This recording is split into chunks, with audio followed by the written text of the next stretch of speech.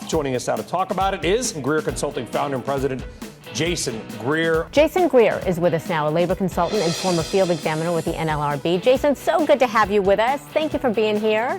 He is a labor and diversity expert and the founder of Greer Consulting. Joining us right now with tips on how to talk to your boss about what you really want.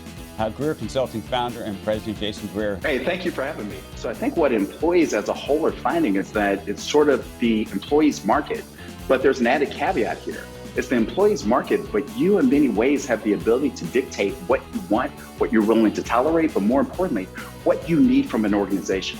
The game has changed, COVID changed, technology has changed to the point where people have the opportunity to still contribute, even if they're not physically there.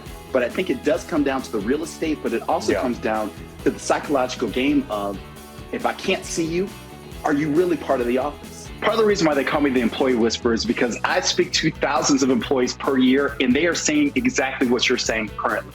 Look, we talk about quiet quitting as though it's some new phenomenon. I used to work for the federal government. Quiet quitting's been around for the past 50 or 60 years, but it really comes back to the fact of being honest, because executives are not going to tell you this. Companies are not going to tell you this. They don't want to lose you, especially in today's market, because they don't want you to pull LeBron James and take your talent somewhere else.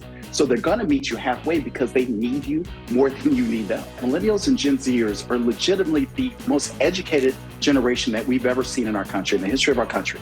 On top of the fact that they're the only generation that will literally inherit less than what their parents had, they're at this point where they're saying, look, we bought into the American dream.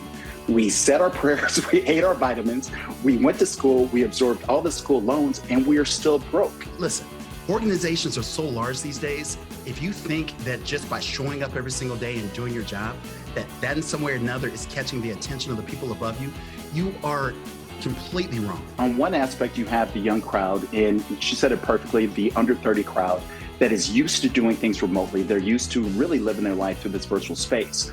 But I think on the other side, what we're starting to see, and I hear this from employees, I talk to thousands of employees per year, especially millennials and Gen Zers who are saying, we actually want to come into the office because we want an opportunity to show our employer what we can do. But I think there's another side to this that we're not talking about, is the fact that managers are actually having to continue to do their work while also trying to manage a workforce that's spread out throughout the country, if not throughout the world. And it's one thing when you can actually be physically present with your people and to talk to them. It's another thing when on top of everything else I have to do, now I have to make sure that I schedule, all of these Zoom calls or all these virtual calls with people, 50, 60 people spread out across the country, different time zones, different, areas that they're living in. And it becomes so difficult. Let's say hypothetically that your organization is majority white. What we're also finding as we go along in this diversity journey is that organizations do a really terrible job of actually getting buy-in from their white employees, largely because they don't go to their white employees and ask them this one fundamental question. What does diversity and inclusion look like for you? And what do you need in order to be successful? Well, this is your time, because where there's human suffering, there should be collective grief. And where there's collective grief, there should be collective action. We have to take a stand. Go to these young white males and these young white women who are lonely, who are depressed. Talk to them.